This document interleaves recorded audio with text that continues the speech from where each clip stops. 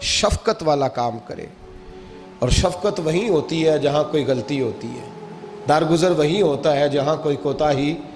عورت اطاعت کرے، فرما برداری کرے، اس کو حکم ہے، خامن درگزر کرے، شفقت کرے، اور کوئی کوتاہی دیکھے، کوئی غلطی دیکھے، اس پر پردہ پوشی کرنے کی کوشش کرے۔ یاد رکھیں، اعلیٰ حضرت فاضل بریلوی رحمۃ اللہ علیہ فرماتے ہیں جو مردان خدا ہیں، جو اللہ کے بندے ہیں، جو مردان خدا ہیں، فرمایا ان کا طریقہ تو یہ ہے کہ وہ اپنے گھر والوں کی بڑی بڑی غلطیاں معاف کرتے ہیں، بڑی بڑی کوتاہیاں، بڑی بڑی۔ حضرت ابو الحسن رحمۃ اللہ تعالی علیہ، جناب ابو الحسن خرقانی بہت بڑے درویش صوفی گزرے اور صاحب بصیرت اور زندہ اور بیدار مغز صوفی تھے، صرف ہو والے صوفی نہیں تھے۔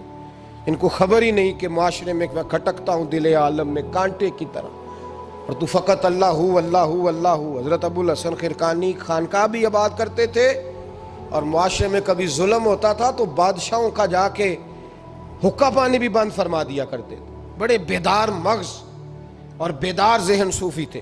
حضرت بایزید بسطامی رحمۃ اللہ علیہ کے سجادہ تھے، اور محمود غزنوی آپ کا مرید تھا۔ اب بہت صاحب بصیرت بادشاہ ہوا ہے، وہ آپ کا خدمت گزار تو حاضر ہوتا تھا۔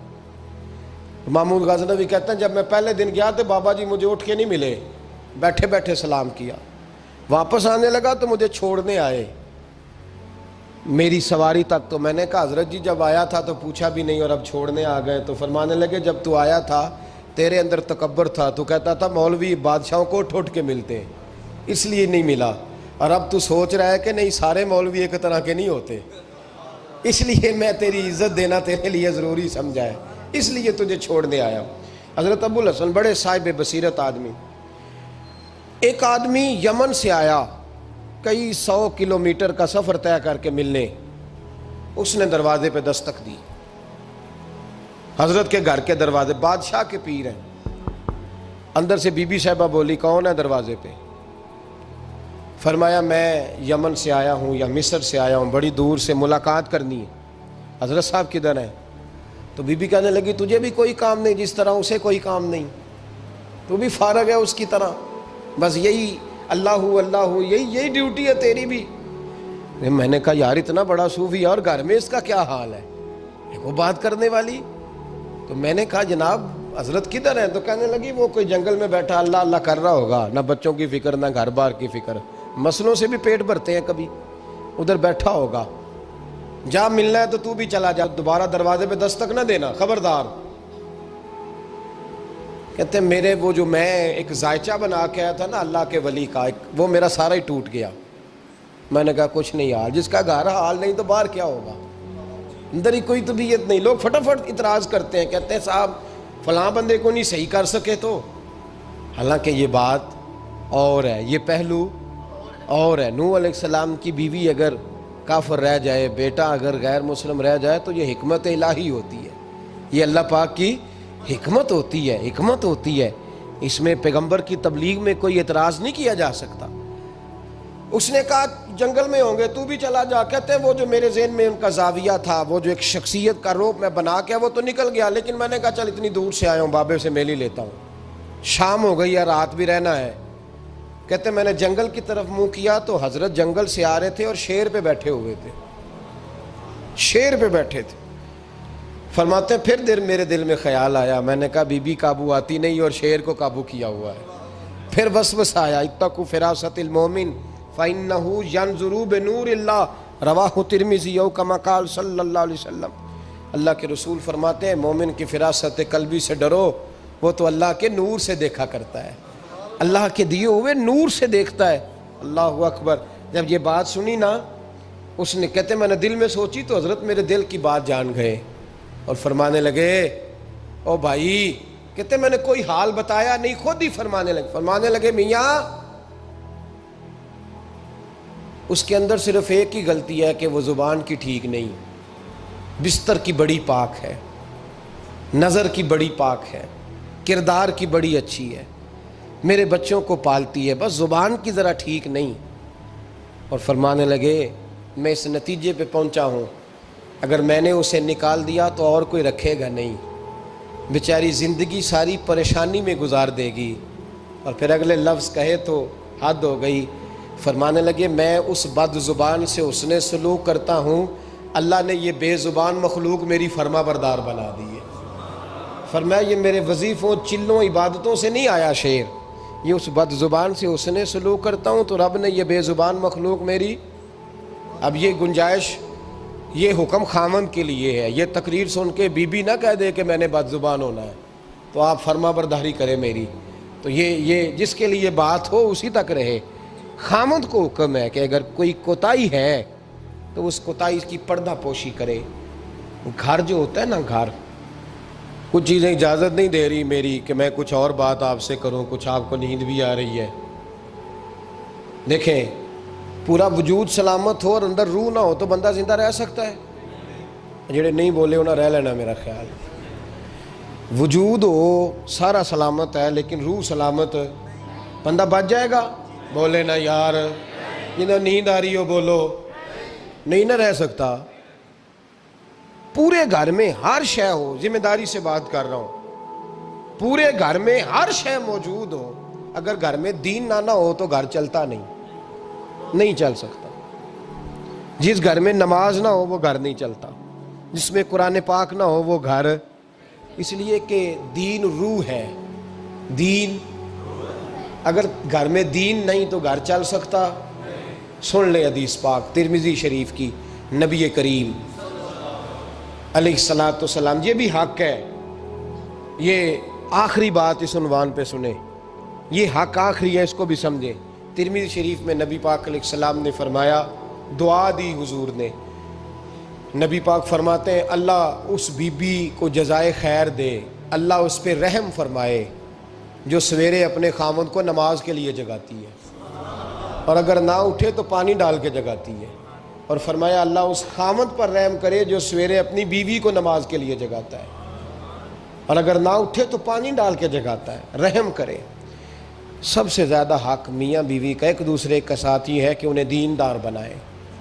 دین کی جس بات کا خامد کو پتہ ہے، اعلیٰ حضرت نے لکھا ہے کہ خامد کی ذمہ داری ہے بیوی کو تعلیم دینا، یہ اس کی ڈیوٹی ہے پردے کا پابند کرانا، اس کی ذمہ داری ہے کہ اسے قرآن و سنت کے جو احکام پتہ ہے اپنی بیوی کو سکھائے، اس کو بتلائے، اس کو سمجھائے، ذمہ داری ہے اس کی۔ فرمایا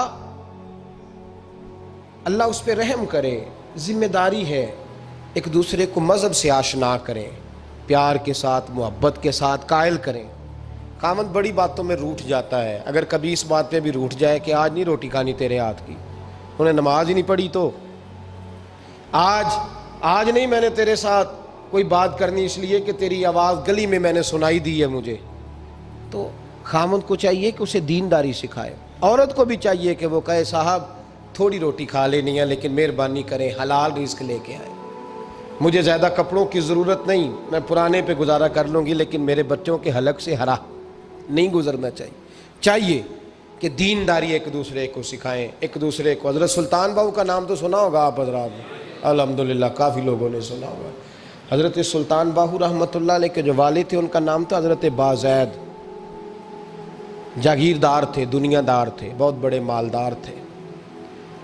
فرماتے مذہب کی طرف میرا رجحان نہیں تھا، چوتھی شادی کی بی بی راستی کے ساتھ۔ بی بی صاحبہ بڑی نیک تھی، بی بی صاحبہ کہتی ہیں میرا دل کرتا تھا میرا خامد بھی نمازی ہو جائے، اور عام دنیا دار نہیں تھے، 7 جاگیروں کے مالک تھے۔ بڑا مشکل ہوتا ہے، پیران نظام کے آستانوں پہ غریب لوگ رہ گئے، جڑا 4 جماعتاں پڑھ جائے یا پیسے آ جائیں انہوں نے تو کسی پیر دی لوڑ ہی کوئی نہیں، اور اگر بندہ مالدار ہو تو کئی پیروں دے آپ مرید ہوندے نے، وہ کہتے ہیں مینوں آپ کنے پیر سلوٹ کر دیں۔ ایک صاحب نے میری ایک دفعہ افطاری کی تو کہنے لگے آپ کی افطاری ہے، اس جگہ ایک اجتماع سے میں نے بیان بھی کرنا تھا، تو واپسی پہ ان کے ہاں انہوں نے مجھے فوٹویں دکھانی شروع کر دی۔ اب یہ بھی ایک مسئلہ ہے نا، کیا کہتے ہیں اس کو، سیلفی جی، بڑے بڑے سیانے بندے ساری دیہڑی یہی کام کرتے رہتے ہیں اور کم ہی کوئی نہیں سرے، تو وہ مجھے تصویریں دکھانے لگے، اے پیر صاحب دی بھی میں دعوت کیتی، اے پیر صاحب دی بھی میں دعوت کیتی، اے پیر صاحب دی بھی میں دعوت کیتی، اے پیر صاحب دی بھی میں دعوت، 14-15 پیر مجھے گنوا دیے۔ تو کھانے تو بعد مینوں کہنے لگے کہ تسی دوبارہ کدو آؤ گے؟ میں کہا جدو تسی 200 بندے نو میرا بھی نام دس لو گے ادو آ جائیں گے۔ اب مالدار آدمی ہے نا، تو اب بعد میں مجھے ایک دو دفعہ انہوں نے فون کیا، میں کہا وہ بڑے بڑے پیران دی اس لسٹ وچ میں اپنا نام نہیں شامل کرانا چاہتا، میں نے تو نہ چھوٹیاں چھوٹیاں جی رہن دے بھائی، ہم بچتے ہیں اس کام سے، بچتے ہیں ایسے آدمی سے۔ وہ کسی درویش نے کہا تھا جس کی ہر بات میں پوشیدہ ہو نشتر کی چبھن، ایسے ہر صاحب احسان سے ڈر لگتا ہے، بچنا چاہیے۔ تو مالداروں کے تو آپ بڑے مرید ہوتے ہیں، کئی پیر حاضریاں دیتے پھرتے ہیں، کہیں مولوی دست نگر ہوتے ہیں، معاذ اللہ، اللہ خودداری اور عزت نفس عطا کرے، آمین تو کہہ دیجئے، دینداری کے اللہ توفیق عطا فرمائے۔ تو بہت بڑے جاگیردار تھے حضرت سلطان باؤ رحمۃ اللہ علیہ کے والد۔ بی بی شیبہ کہتی ہے نمازی بنانا تھا خاوند کو۔ کس کو؟ کس نے؟ بولے کس نے نمازی بنانا ہے؟ اور بیوی کو کس نے بنانا ہے؟ پکی گل نے جی؟ میں ایک کونسلر صاحب نوں میں کہا ماشاءاللہ جیت گئے ہو؟ کہندے ہاں جی۔ میں کہندے جی کوئی حکم ہوئے تو میں دسو۔ میں کہ حکم ہے کہ تسی اپنے ہلکے دے بندیاں دی ڈیوٹی لانی، کیڑا کیڑا نماز حاضری لانی ہے، کیڑا کیڑا نماز پڑھنا ہوندا ہے تے کیڑا کیڑا نہیں ہوندا۔ کہنے لگے بڑے سیانے نکلے ہو، پہلا مینوں ہی وسیتے واڑ چھڑیا جی، میں جاؤں گا تے دوجیاں دی حاضری لاں گا نا۔ تو خاوند نمازی بنائے گا بیوی کو تو اس سے پہلے خود بنے گا تو بنائے گا نا جی۔ جی تو اگر خاوند کہہ دے تو پڑھیا کر، میرے پیچھے نہ لگی، تو کتنی جنی کو تو پڑھنی اونی میں پڑھنی ہے نا۔ تو میں آج میں ایک دوست کو کہہ رہا تھا، میں کہہ رہا تھا بچے وہ کام نہیں کرتے جو آپ کہتے ہیں، اور میں نے جمعے میں بھی کہا تھا بچے وہ کرتے ہیں جو ہمارا عمل دیکھ کے بچے چلتے ہیں، صرف بات پہ عمل نہیں کرتے۔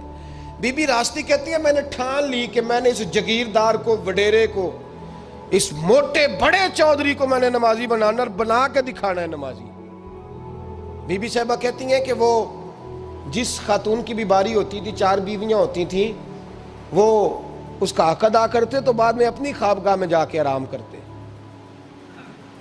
ان کا جو خادم تھا ملازم، وہ رات کو دودھ کا پیالہ انہیں دینے جاتا تھا، سونے سے پہلے ان کے پاس دودھ کا پیالہ پہنچتا تھا۔ تو بی بی صاحبہ کہتی ہیں میں نے رات کو ملازم سے کہا دودھ دینے تو نہیں جائے گا، میں جاؤں گی۔ تو میں آدھی رات کو دودھ کا پیالہ لے کے حاضر ہوئی۔ تو کیسے آئی؟ میں نے کہا بی بی ہوں، آ گئی ہوں، تو اب مہربانی کریں۔ میں نے کہا اگر اجازت دیں تو آپ کے پیر نہ دبا دوں؟ چل دبا دے۔ بی بی کہتی ہیں پیر دباتے دباتے میں نے کہا اگر اجازت دیں تو صبح نماز کے لیے جگا دوں؟ یہ نماز کی تبلیغ ہو رہی ہے۔